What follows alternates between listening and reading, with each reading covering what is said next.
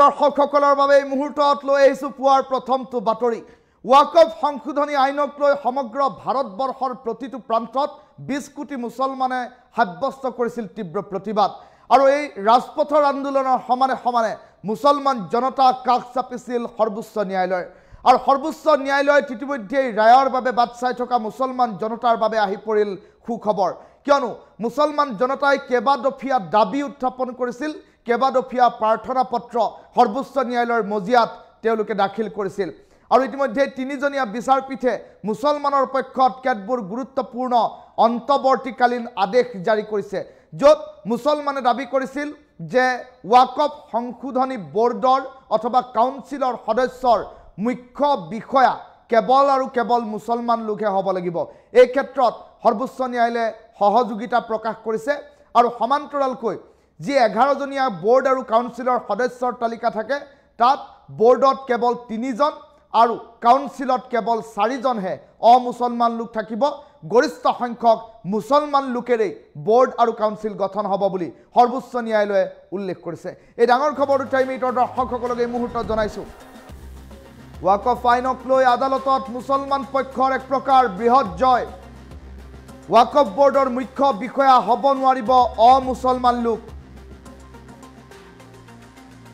কেৱল মুছলমান লোকহে হ'ব পাৰিব ওয়াকফ বোৰ্ডৰ মুখ্য বিষয়া এই কথা সৰ্বোচ্চ ন্যায়ালয়ৰ অন্তৱৰ্তীকালীন আদেশত উল্লেখ কৰা হৈছে নাগৰিকৰ অধিকাৰ নিৰ্ণয় কালেক্টৰে ল'ব নোৱাৰিব এই কথাও সৰ্বোচ্চ ন্যায়ালয়ে উল্লেখ কৰিছে বোৰ্ডৰ 11 জন সদস্যৰ ভিতৰত 3 জনতকৈ অধিক অমুছলমান সদস্য থাকিব নোৱাৰিব আৰু 5 বছৰ ইছলাম ধৰ্ম পালন কৰা লোকে ওয়াকফ বনাব পৰা ব্যৱস্থাক অগ্ৰাহ্য কৰিছে এতিয়া ন্যায়ালয়ে শেহতীয়াকৈ দেখিবলৈ পোৱা গৈছিল ওয়াকফ সংশোধনী আইনক লৈ সমগ্ৰ দেশজুৰি প্ৰতিবাদ সাব্যস্ত হৈছিল দেশৰ বিভিন্ন প্ৰান্ত প্ৰতিখন ৰাজ্যৰ প্ৰতিখন জিলাৰ প্ৰতিটো প্ৰান্ততেই চলিছিল তীব্ৰ প্ৰতিবাদ আৰু এই প্ৰতিবাদমুখৰ পৰিস্থিতিৰ পাছত সম্প্ৰতি দেখিবলৈ পোৱা গ'ল ভয়ংকৰ পৰিৱেশৰ সূচনা হ'ল আৰু ৰাজপথলৈ ওলাই আহিল দেশৰ 20 কোটি মুছলমান আৰু দেশৰ 20 কোটি মুছলমান ৰাজপথলৈ ওলাই অহাৰ পাছত পৰিস্থিতি ভয়াবহ হৈ উঠিল আৰু এই ৰাজপথৰ আন্দোলনৰ সমানে সমানে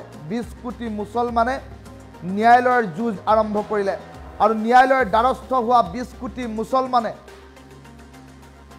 ন্যায়ালয়ৰ আদেশলৈ বাট চালে আৰু কালিৰ দিনটো 20 কোটি মুছলমানৰ বাবে এটা গুৰুত্বপূৰ্ণ দিন কিয়নো ওয়াকফ বোৰ্ডৰ মুখ্য বিষয়া মুছলমান লোক হ'ব নোৱাৰিব বুলি ইতিমধ্যে ন্যায়ালয়ে অন্তৱৰ্তীকালীন আদেশত উল্লেখ কৰিছে য'ত দেখিবলৈ পোৱা গৈছে শেহতীয়াকৈ এই প্ৰতিবাদৰ মুখ্য কাৰণ আছিল যে ওয়াকফৰ যি সম্পত্তি ওয়াকফৰ যি মাটি সেয়া হৈছে আল্লাহৰ দান মুছলমানৰ হিতৰ বাবে মুছলমানৰ পূৰ্বপুৰুষে দান কৰি থৈ যোৱা মাটি সম্পত্তি হৈছে ওয়াকফৰ সম্পত্তি ওয়াকফৰ মাটি তেনে পৰিপ্ৰেক্ষিতত সেই মাটি সম্পত্তি সেই ওয়াকফৰ ধন সম্পত্তি অমুছলমান লোকে ব্যৱহাৰ কৰিব অমুছলমান লোকে তাৰ ওপৰত অধিকাৰ সাব্যস্ত কৰিব অধিপত্য জাহিৰ কৰিব সেই কথা মুছলমান জনতাই কোনো কাৰণত মানি নলয় ওয়াকফৰ সম্পত্তিৰ ওপৰত মুছলমানৰ অধিকাৰ আছিল মুছলমানৰ অধিকাৰ থাকিব বুলি ৰাজপথত আন্দোলনত নামি পৰিল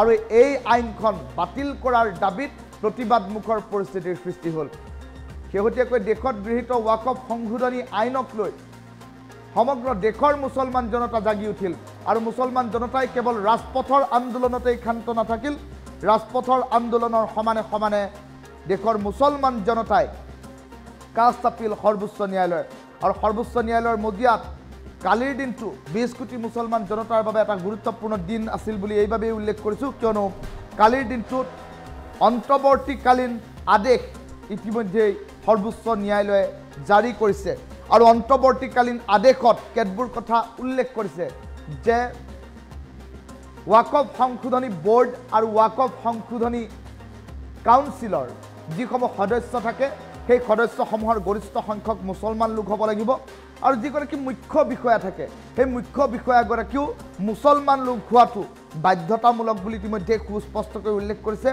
আৰু সমান্তৰালকৈ এতিয়া মুছলমান জনতাই বাট চাইছে চূড়ান্ত ৰায়লৈ চূড়ান্ত ৰায় হিচাপে মুছলমান জনতাই বিচাৰিছে ওয়াকফ সংশোধনী আইনখন বাতিল হোৱাটো তেনে পৰিপ্ৰেক্ষিতত এতিয়া বি আৰ গাভাই বিচাৰপীঠে কি ব্যৱস্থা গ্ৰহণ কৰে সেয়া হৈ পৰিব লক্ষণীয়।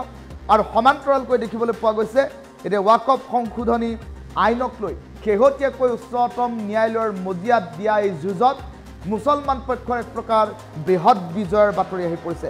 এই মুহূৰ্তত টাইম 8ৰ দৰ্শকসকলক অধিবক্তাৰ মন্তব্য শুনাইছোঁ। অন্তৰ্বৰ্তীকালীন আদেশৰ পাছত সৰ্বোচ্চ ন্যায়ালয়ৰ স্থিতি কি, সৰ্বোচ্চ ন্যায়ালয়ে কি মন্তব্য প্ৰকাশ কৰিছে সেই সন্দৰ্ভত অধিবক্তাই সমগ্ৰ বিষয়টো সন্দৰ্ভত সবিস্তাৰে মন্তব্য আগবঢ়াইছে। এই মন্তব্য শুনাই লৈছোঁ।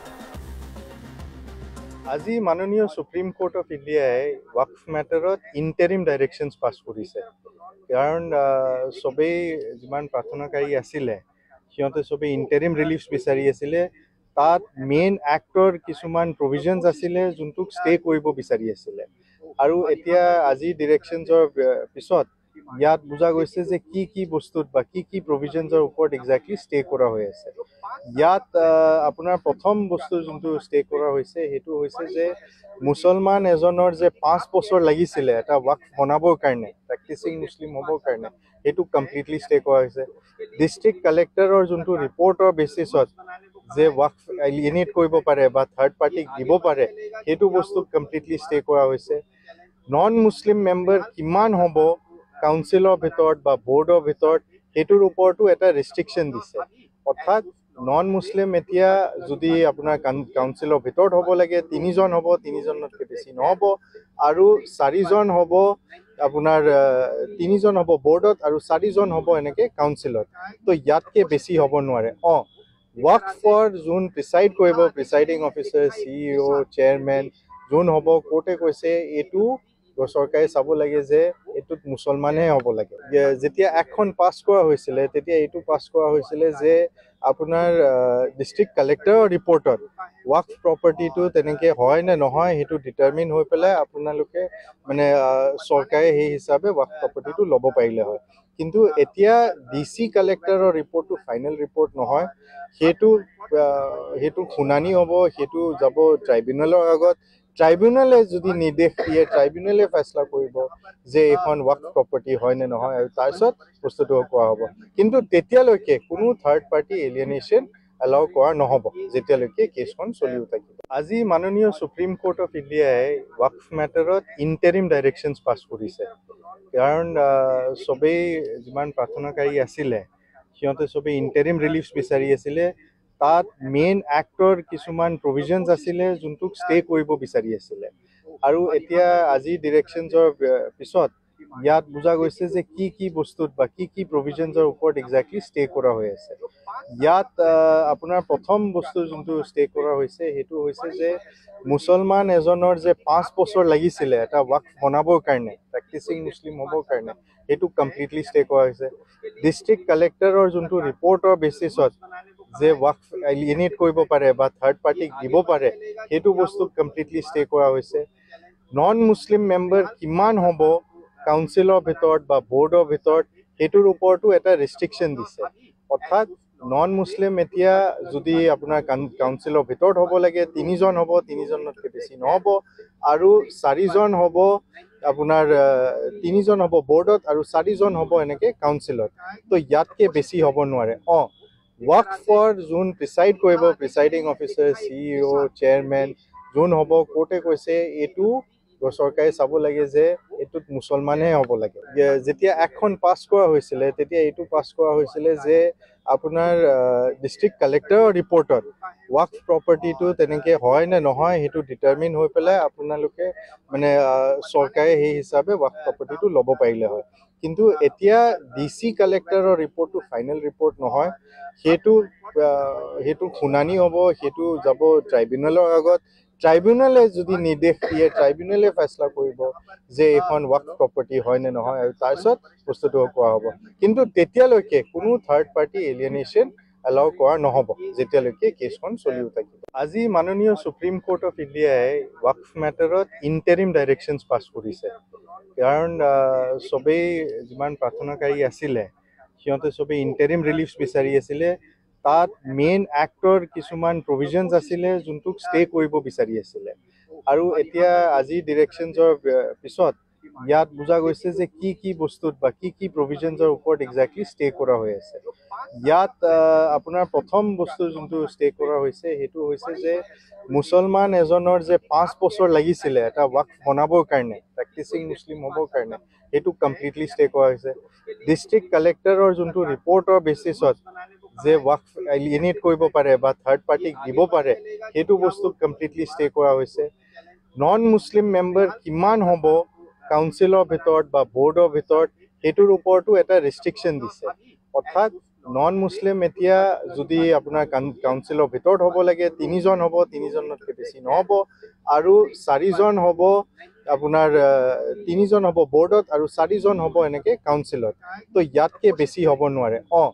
ৱাকফৰ যোন প্ৰিচাইড কৰিব, প্ৰিচাইডিং অফিচাৰ, CEO, চেয়াৰমেন যোন হ'ব, কোৰ্টে কৈছে এইটো চৰকাৰে চাব লাগে যে এইটোত মুছলমানহে হ'ব লাগে। যেতিয়া একখন পাছ কৰা হৈছিলে তেতিয়া এইটো পাছ কৰা হৈছিলে যে আপোনাৰ ডিষ্ট্ৰিক্ট কালেক্টৰৰ ৰিপৰ্টত ৱাকফ প্ৰপাৰ্টিটো তেনেকৈ হয় নে নহয় সেইটো ডিটাৰমিন হৈ পেলাই আপোনালোকে মানে চৰকাৰে সেই হিচাপে ৱাকফ প্ৰপাৰ্টিটো ল'ব পাৰিলে হয়। কিন্তু এতিয়া DC কালেক্টৰৰ ৰিপৰ্টটো ফাইনেল ৰিপৰ্ট নহয়, সেইটো শুনানি হ'ব, সেইটো যাব ট্ৰাইব্যুনেলৰ আগত।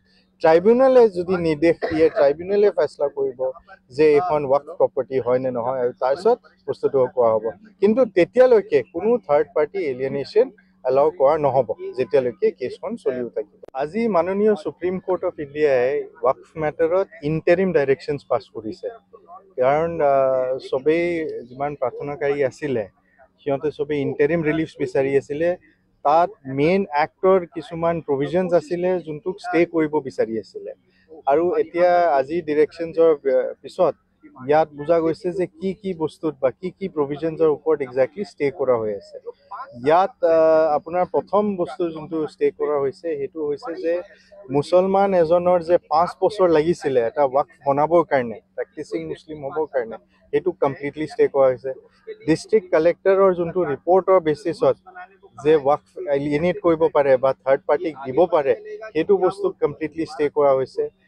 নন মুছলিম মেম্বাৰ কিমান হ'ব কাউন্সিলৰ ভিতৰত বা বৰ্ডৰ ভিতৰত, সেইটোৰ ওপৰতো এটা ৰেষ্ট্ৰিকশ্যন দিছে। অৰ্থাৎ নন মুছলিম এতিয়া যদি আপোনাৰ কাউন্সিলৰ ভিতৰত হ'ব লাগে 3জন হ'ব, 3জনতকৈ বেছি নহ'ব, আৰু 4জন হ'ব আপোনাৰ 3জন হ'ব বৰ্ডত আৰু 4জন হ'ব এনেকৈ কাউন্সিলত। তো ইয়াতকৈ বেছি হ'ব নোৱাৰে।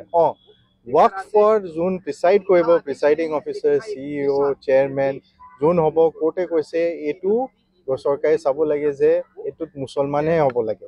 যেতিয়া একখন পাছ কৰা হৈছিলে তেতিয়া এইটো পাছ কৰা হৈছিলে যে আপোনাৰ ডিষ্ট্ৰিক্ট কালেক্টৰৰ ৰিপৰ্টত ৱাকফ প্ৰপাৰ্টিটো তেনেকৈ হয় নে নহয় সেইটো ডিটাৰমিন হৈ পেলাই আপোনালোকে মানে চৰকাৰে সেই হিচাপে ৱাকফ প্ৰপাৰ্টিটো ল'ব পাৰিলে হয়। কিন্তু এতিয়া DC কালেক্টৰৰ ৰিপৰ্টটো ফাইনেল ৰিপৰ্ট নহয়, সেইটো শুনানি হ'ব, সেইটো যাব ট্ৰাইব্যুনেলৰ আগত। ট্ৰাইব্যুনেলে যদি নিৰ্দেশ দিয়ে, ট্ৰাইব্যুনেলে ফেচলা কৰিব যে এইখন ৱাকফ প্ৰপাৰ্টি হয় নে নহয়, আৰু তাৰপিছত